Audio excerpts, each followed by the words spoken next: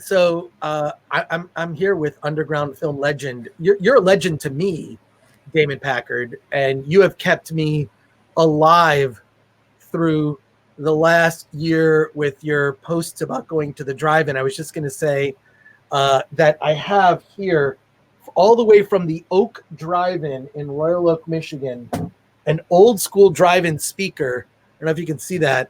Yeah. That I stole this from the Oak Drive-In in Royal Oak when they closed, and I painted it silver to kind of preserve it.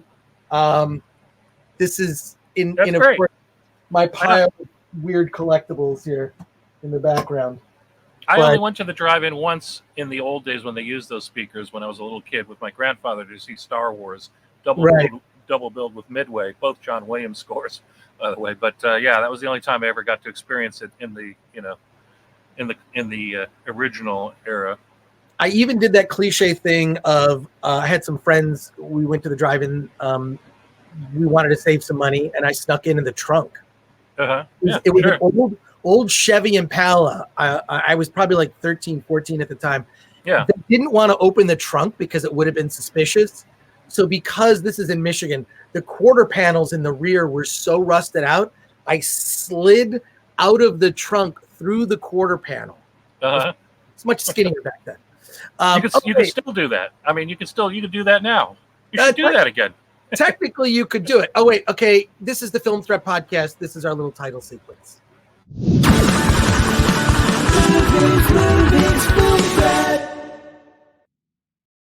Yeah, sometimes I forget to do that when I'm talking to somebody. Underground film legend Damon Packard. First of all, I have been an admirer of your work for years. I don't even remember how I discovered it. It's, to me, old school underground filmmaking that makes you think, that insightful, funny, creative. You even, what was that one thing you edited together? I forget which movie it was in, where you recut you and George Lucas working on, what was that? Star Wars mockumentary? Yeah. The untitled Star Wars. Yeah. What is it? Star Wars mockumentary or? Yeah. It's just called the untitled Star Wars mockumentary. Yeah. Okay. It's brilliant because you took the behind the scenes of making, I think it was episode 1. Yeah. And actually it was several. I think it was the first 2. This was made in 2003. So whatever just came out on DVD at that time with all the extra features, I can't remember. Was it the second one? It might have been Attack of the Clones. But it was a combination of the first 2 because there were those DVDs were packed with so many extra features. That's what inspired that whole thing. That just felt like there could be this wraparound footage that would make a funny little, pseudo behind the scenes piece. So, but it was so cool how you kind of cut yourself in, like George Lucas is trying to give you notes. Yeah.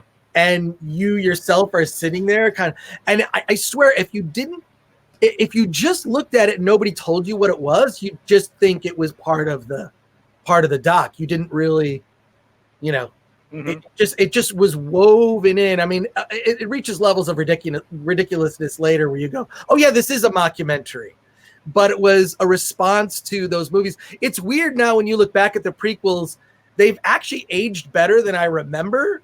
And maybe it's just because of the current times. The prequels have aged better. I don't think the sequels they're fairly forgettable now that we've seen all 3. But I wonder if you were going to give a talk, like let's say you're at a film school, you're going to give a talk about your career. How do you describe your work? I thought you were going to say give a talk about Star Wars, but okay. Well, you can do that too. But I wouldn't really have much to say about it, actually. Okay, and just for those people watching this, just look up Damon Packard, look up SpaceDisco, look up Untitled Star Wars Mockumentary, look up Damon, just Google you, and you're apparently you don't know. Except ignore the pictures, the images I can't stand. I wish I could get them removed, but go to the.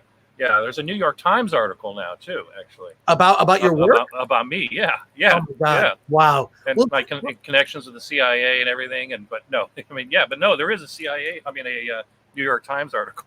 That's incredible. But how would you describe, like, what I've always loved about everything you do is the unexpected way. It's not just the storytelling, it's also the way that you tell the story is so weird. I can't. It's so unexpected. It's, you know, I don't even know who to compare it to. Maybe Michel Gondry. I mean, that's the only thing I can really sort of like in the way that you kind of like tell a story and you use underground film techniques that I think are lost because people are just so lazy now. And by that, I just mean I want to make a 30-second TikTok video and get social media adulation.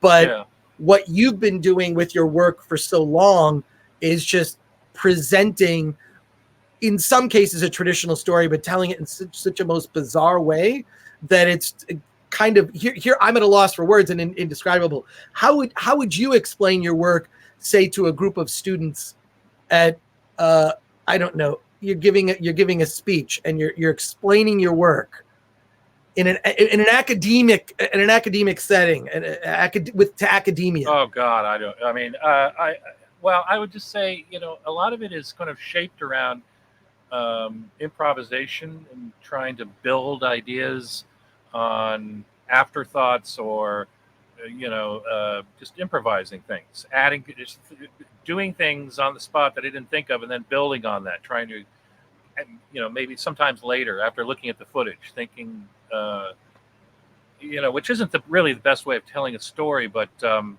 it's just the way I've done it. It's a thing that is easy to do when you have no money in the low budget world. You're going out, I don't even know, half the things I've made, I didn't know if they were going to end up features. I didn't know what they were going to be. Mm-hmm. The yuppie fear thriller, Fatal Pulse, just started off as some scenes we shot because we had access to this location in the Hollywood Hills, and then it just grew and expanded from there. And originally I was going to set it all in the house because we had access to that location for a few nights anyways. And I could never quite figure out, I came up with a little bit of a story for that movie, but Fatal Pulse even has the sound of one of those like erotic thrillers from the 80s. It's weird who was I having a conversation with? Mr. Skin. I actually did a podcast with Mr. Skin. We were talking about who is that? I'm trying to remember. I don't even remember who Mr. I don't know. I don't know his actual. I should just do the research. Mr. Skin has an actual name. He has the Mr. Skin website, right? We were talking about how that's familiar. Yeah. Anyways, go on. Yeah. The teen sex comedy does not exist as a genre. That doesn't exist. A movie not anymore. No. Not anymore. Like a film like Porky's, which everyone forgets that Porky's had a whole sub-thread, a whole theme throughout about anti-Semitism. People just remember it for the nudity, but people forget that there were layers to that film. Oddly, Porky's. But it just interesting to see. Like, what about Porky's 3? Probably not a lot of deep themes in that. But what I'm saying is that there are certain film genres that are dead. That erotic thriller, I don't know that that's a thing that even exists. Although there's one on Netflix recently that was pretty bad. And I mean bad in an awesome way. But what I'm saying is that it's interesting to see, like, you sort of took that context as like a genre, as a starting point, and then just did it on your own terms. Yeah, well, it was inspired by that wave of films that came in that particular era. The yuppie fear thrillers actually are still being made. It actually never completely died off, and it transitioned into other areas and went to cable and Lifetime Network, and now the yuppie fear thrillers are primarily for the black audiences. There's this new wave of black yuppie fear thrillers that started being made, but oddly enough, but yeah. So that's where it came from. This kind of undefined genre of the late '80s, early '90s that sprung up from that time. What in terms of your style and how you? Because when you look at your work, and are most of your films online? Yeah, they're all online actually. Well, I mean, yeah, they are. They're all online. They're all on. They're on YouTube? No, they're pieces of the trailers and things like that. No, yeah, Untitled. Yeah, Yeah. Untitled Star Wars mockumentary. But where else can people find your films? Well, that one, because of the that one, I think Did that get might pulled? be a little. Yeah, I think there might be some difficulty with that. With as far as the whole thing being anywhere online. Tubi TV TUBI has everything up there, and Fandor, which is still going strangely under new owners, they're still up there. Uh, those two places. I think Apple TV has some things. I'm not sure. I mean, there is a distributor actually behind them, and he's always getting them on these different platforms. He's got deals going on, and so yeah, yeah, they're out there. They're all online. They're all free on Tubi. That's just if you put up with the ads. Right, right. Tell me about, like, in terms of your style, like, you'll approach something that, like, this is a thing that already comes with our preloaded familiarity with that genre, right? Whatever that is. That's what, and then you just fuck with it. Like, you have this way of, like, yeah. I know you've seen something like this before. I'm not going to show it to you that way. I'm going to drop you into something that you think is familiar, and I'm going to twist it. What is your approach when you're looking at, like, I mean, just some simple scene can turn into just that has that, to me, that undefinable, like, Damon Packard undergroundness. I don't know how to I don't know. I mean, it's it's always important to put your spin on something, and I don't know how to answer that. Explain your creative process and exactly how your brain works. I guess that's probably no. I'm saying that, like, that's a difficult question to answer. I guess I think it comes because when I see your other writing, I see, like, where your creative brain comes from. You know what I mean? You're not thinking in the way that you're supposed to, and I mean that as a compliment. I don't mean it with that. You know what I mean? Like, there's here's what you're supposed to think. Yeah, I'm not going to do that. And I think that's what I've always admired about you. Well, I mean, it's just, I mean, for one thing, it's always, when you're working with no money, Reflections of Evil had a little bit of a budget, so I could do a little more with that. But it becomes challenging to, to do anything that feels like it's worthwhile, and especially now. So I don't know. I really don't know how to answer that. I mean, you try to narrow it down to a more specific. Well, just like, just the way, I don't even know how to describe it. Maybe it's, you know what? Go see Damon's movies on Tubi, and you'll understand what I'm saying. Is that there's something about the way you tell a story that makes it unique and strange. I feel it's hilariously unsettling, and I mean that again. All of this is meant as a compliment. Like, it's unsettling in the sense that it's not the familiar way to tell a story. Mm-hmm. Do you see what I'm saying? Mm-hmm. So, and what I'm saying is, I like that thing that you do. I can't define it. Yeah. I mean, I don't know how to define it either. It's like I was saying, it is a lot of sort of improvisation and building on things that were never intended. Some things are entirely built on improvisation, but right. That kind of bothers me because these type of films, they have such a, they don't pull anyone in. I'd like to make a movie that is story driven, or at least it's more story driven, that pulls you into the story, where you really stick with. I mean, you look at a movie like Alfred Hitchcock's The Trouble with Harry or something like that, completely, like, it's something that is so far removed from anything I've done. But that's a movie that, you start watching it, you have to watch it all the way through because it's story driven, and it's not about gimmicks or visuals or clever ideas or anything. It's just pure story and character. And I'd like to do something more like that, actually. Well, yeah, I mean, I'd love to see you do that, but you've even done like I mean, I doubt it'll happen, but yeah, I mean, I'm just fantasizing. I like when you do even like little short pieces that are just intended for social media. I mean, I don't, at least that's what it seems like. Yeah, little short, just to those are right. That's just fooling around, right? Just that's all that is. I mean, what else? There's nothing else I can do right now. I mean, shooting these little fool around pieces, and I'd rather be doing something else. But what else can you do?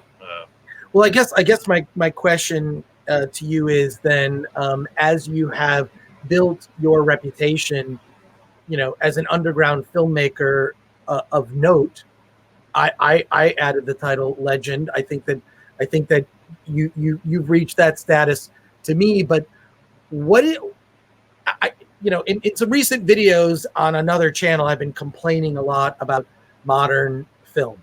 Yeah. And I have seen you make rants that are like, oh my gosh, you and I are so like-minded. I think that we have reached the pinnacle of corporate filmmaking. Movies are rarely even referred to as movies. They're content. We have all this great content coming your way. Yeah. It's like we're going to feed your leisure time and fill it with content, not an experience that's going to change the way you think or make you. This is your content. I would really love to hear your thoughts on. I mean, I know what some of your thoughts are because you and I agree on a lot of stuff. Oh yeah. But tell me what you think the state of filmmaking, because it wasn't always this way with the studios. I think one of the last, to me, most radical films ever to come out of a major studio was in 1999, Fight Club from 20th Century Fox. Okay. I think it has to be, in my mind, when I look at like the state of movies today, the most radical film to be made by a studio was 1999 Fight Club. I can't. I mean, unless why was that? Was there something subversive about it?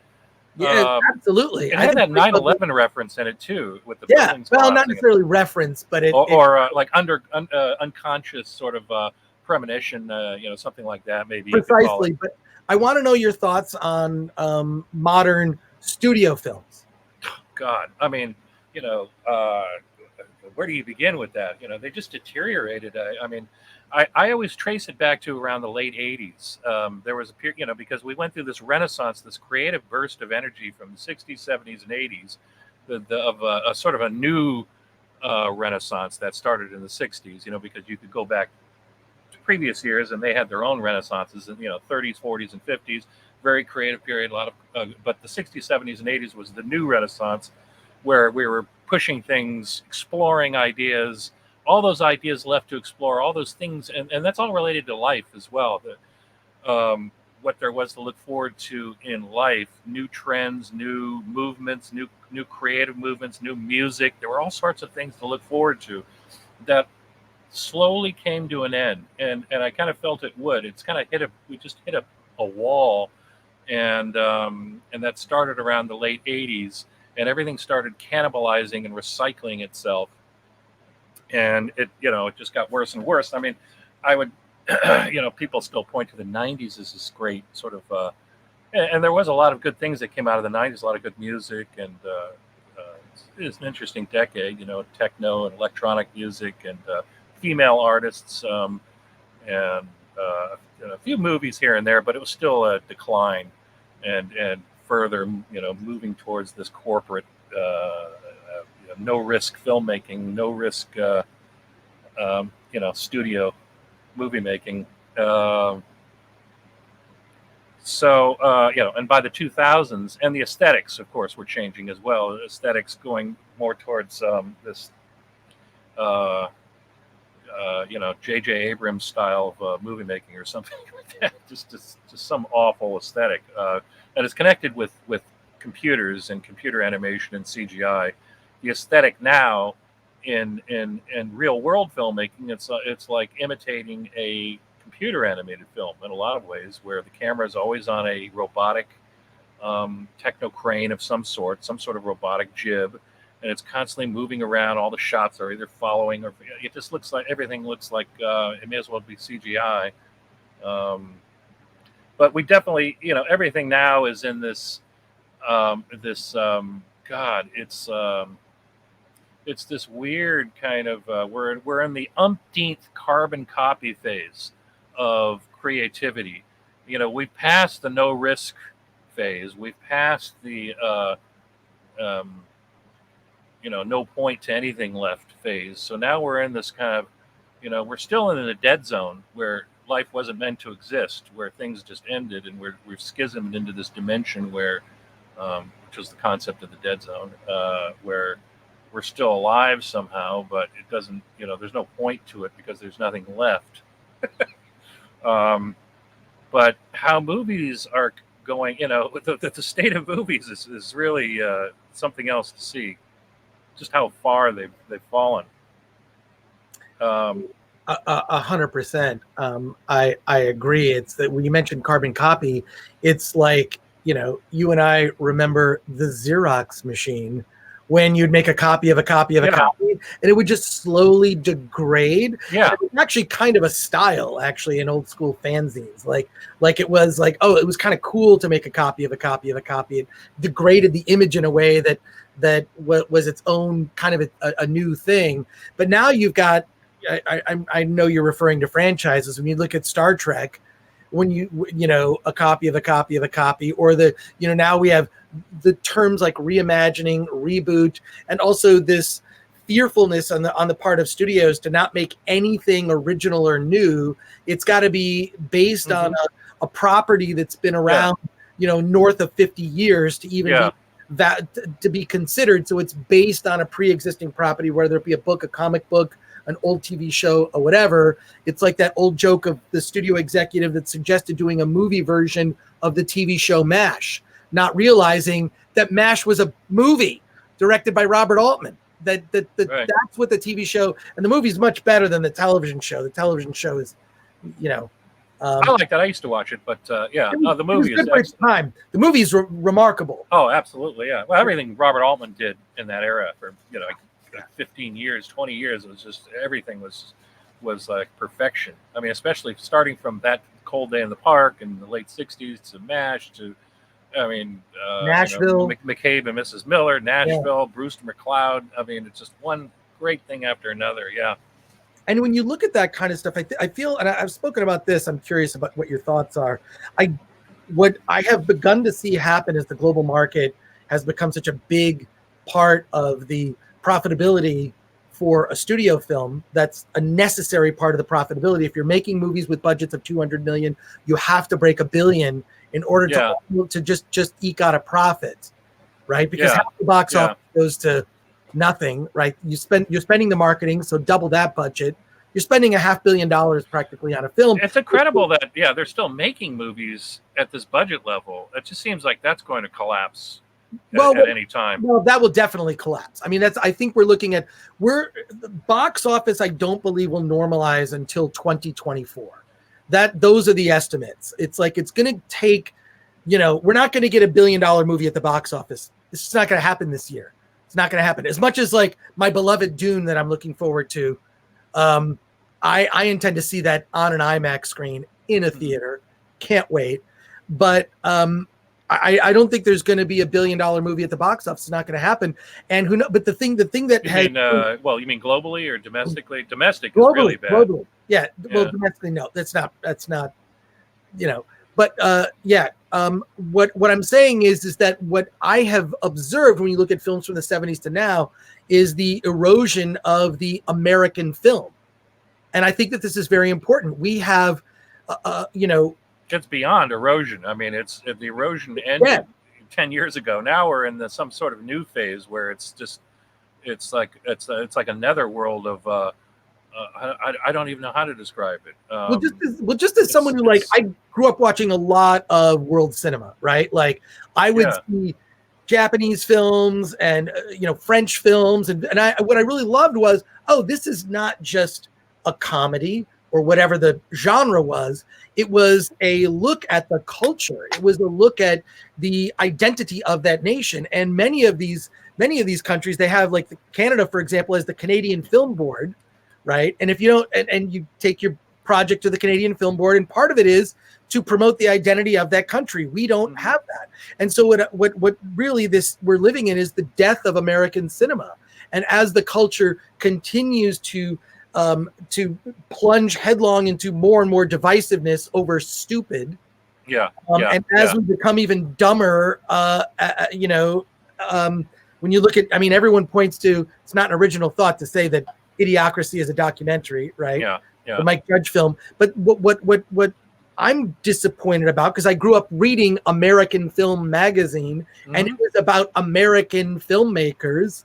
And now some might even say that that's a dirty word, right? Like which is absolutely. Which is but when you look at, like, there was definitely an American identity in cinema. I think 70s probably being the height of that. Absolutely.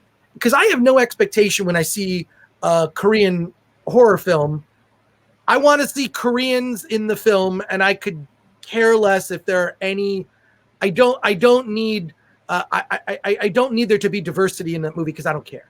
Yeah. You know what I mean? Like, I don't care. I want an insight. Parasite, I thought was an amazing film. I don't know that it necessarily deserved. I thought it was okay. Yeah.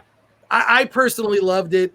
And it's also something, on repeated viewings, I think it's even better. I don't see how you could do a remake with English speakers. I'm not sure that's, I know that there's something doing it. Are they doing that? Yeah, they are. Because what I like is that sometimes when you look at, a film from another country, it's like you can get away. I feel like they get away with saying a lot more. And this is why I'm looking at, like, we're sitting here Disney is making these movies for China, right? And they don't like these movies. And it would almost be like, I mean, think of it this way. Let's flip the script for a second. What if China's film industry decided to make a movie for Americans, starring all white people, but it's produced, made in China, whatever, but it's like for Americans? Americans might be offended by that. That's why when you look at, like, Chinese pushing back against the film Shang-Chi coming out from Marvel, it's like, yeah, we don't like this. We don't like you making movies for us and pandering to us and our values. We know what our values are. We know, so I guess. Isn't that because of the Chinese money and all the influence of the Chinese 100%. Partnership? 100%. And now this is going to be taken off YouTube, I'm sure, for certain keywords that we've uttered aloud. But really? All I'm saying is, who knows? I don't care about that stuff, but my YouTube channel gets almost no views. So feel free to share this, like, and subscribe, or whatever they say. I'm terrible at YouTube. I clearly have no idea what I'm doing. But what I'm saying is, I'm lamenting that there is not an American film market in the or American filmmakers. They're, you know what I mean? Like, their films are so geared towards. Not anymore. I mean, not anymore. It doesn't pathetic. exist. It's beyond pathetic. Yeah. It's beyond pathetic. Where it's about our identity as a nation, which I think is fractured currently. But that's a topic unto itself that would be really fascinating to explore, the fracturing of the culture. That's a great opportunity for drama and conflict, and a way to discuss this out loud. The cultural shifts that are occurring. Which is ripe for exploration. I guess what I'm hoping is some indie filmmaker who's watching this would be inspired by your work, seeing what you do with almost no money, and then trying to explore some topic that, you know what, this is supposed to be an interview and I'm the one talking too much. No, it's okay. No, it's fine. This won't be the last time you appear on the podcast. We should do like a watch party for one of your movies. Yeah, well, sure. Yeah, absolutely. Could you get the actors together and we could do like a watch party with one of your films? You can watch it on Tubi and then. Well, I mean, I only keep in touch with a couple of them, but I think so. Yeah, probably. All right. Well, we'll talk about that offline. Damon Packard. I want to get your. There's so much to speak about. I mean, this is such. all these subjects and the collapse of everything. I mean, everything is in rapid collapse right now. I don't even know what kind of future there's going to be for anything, let alone movies and entertainment and cinema. I just, it's hard to say with everything kind of moving towards this apocalypse that we're moving towards. Starting with the polarization of people. One reality versus another is the battle. It's the battle of realities, as I've been calling it. It's in full swing right now. Right. I wonder what the percentages are. Would you say it's 50-50? The battle of realities, people buying into what they're told, and others who are rebelling against it. It's probably more like it seems to be kind of changing and shifting all the time. But it seems to be more like maybe 70-30 or 60-40. You're saying 60% of the people are just buying whatever. Yeah, the dopey brainwashed. 70% of the dopey brainwashed, and yeah. and then people who read. Let's not mince words. Yeah. And then people who read and choose to go a layer deeper when you right in front of you can just observable hypocrisy, and if you just dig a little bit deeper, can see, this is not the entire truth is not reported. But I feel like it's not. I feel like maybe it's just more obvious now. It's not as if there weren't previous things that we were sold as reality. I think probably the most recent one might be the weapons of mass destruction that were never found. Like that was like sold as a narrative. Like, well, that's why we need to go into this war, because there's weapons of mass destruction. And then I think there's just been too many things where we've been, they got us again. How could I be so dumb? And it's you think. I mean, since when has any action from or agenda from government or pharma or whatever ever actually been honest and direct and truthful? I mean, but yet people buy into what they're being, hook, line, and sinker. They're going along with what they're being told now. Yeah, it's amazing. You would think there would be a lot more sort of, skepticism and distrust going on. Yeah, it's so obvious and transparent. I mean, the whole scam of it and the lie of it, and it's such an obvious scam to begin with. Everything's based around making money. It's everything. It's all money making scam. I mean, I wish I could get in on more of it. That's. Yeah. I mean, it's. Just having, we talked about we're both Gen X, right? And it's like, I guess we've just seen enough. I believe I've seen enough where it's just like, I've always been a skeptic.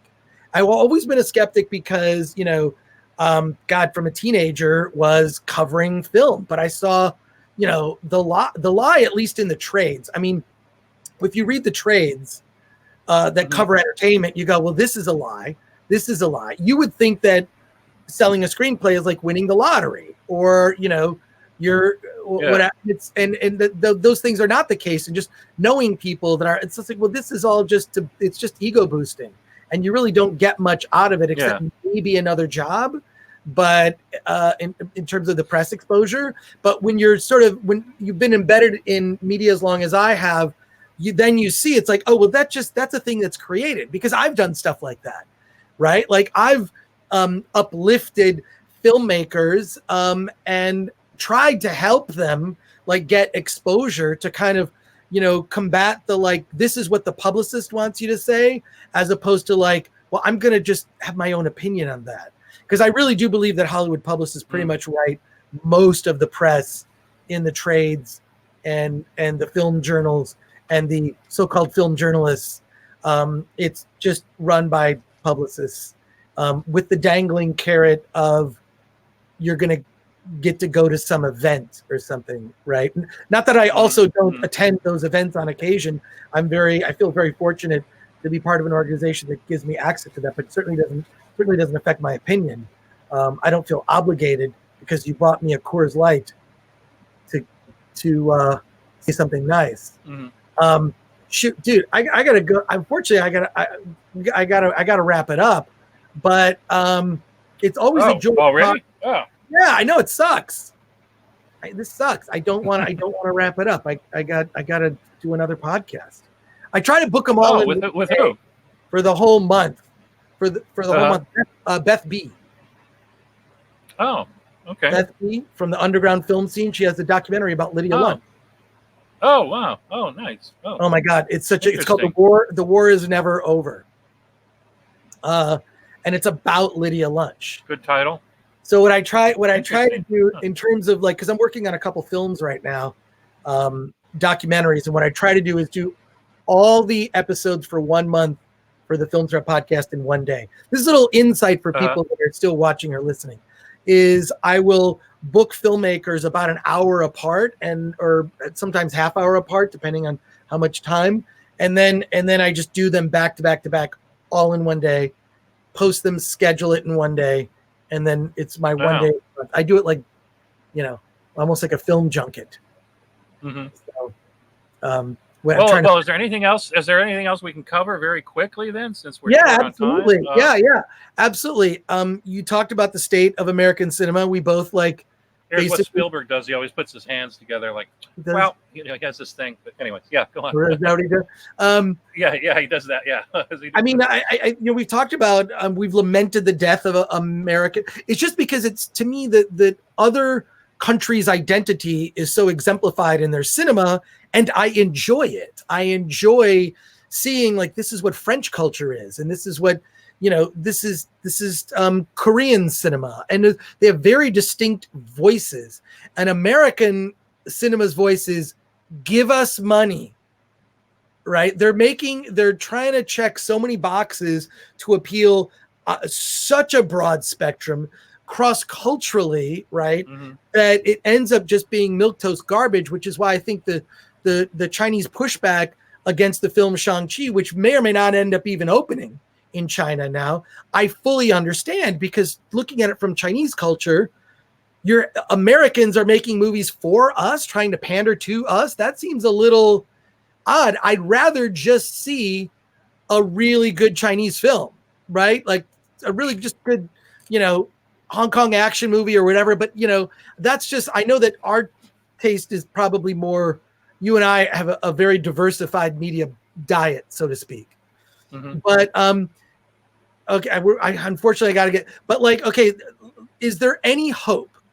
Is there any, because I am a hopeful and optimistic person, and I believe the hope is in a new generation, a new wave of indie film and indie filmmakers. I want to see that rise. And you are among those. You're breaking up. Oh, sorry. You are among those that I consider to be incredibly talented, who could demonstrate how this is possible. So I put my faith in the next generation of indie filmmakers that are going to produce amazing work. What are your thoughts? What are your thoughts? And do you have a message of hope for creators in the future? I did have a message for hope 10 years ago, 15 years ago, and now I'm just amazed I'm still alive. I'm still waking up, let alone a message of hope. No. I mean, I don't know what the heck, it would take a series of miracles for anything to happen. I don't know if there's a future in films and cinema or anything. I don't know if I'll make another movie. I haven't been very inspired to do. Certainly doing something on a no budget scale, and I mean, I just just living day to day right now. So yeah, the future is completely unknown. I would still like to make an Ancient Ireland movie, but that's not going to happen in this life or the next or the next or the next. So, and that's not just being, that's not being pessimistic. It's being completely realistic. So, well, Damon, I would just say, don't give up hope. No, don't give up hope. Don't give up hope, man. I mean, maybe get out of California. That's only the glass half full. Yeah. perspective. Well, I'm a glass half full guy, always have been. An eternal optimist, just because I can't believe I'm still here doing a thing that I started just out of high school, Film Threat. So if I can do it, anybody can do it. I think it's possible.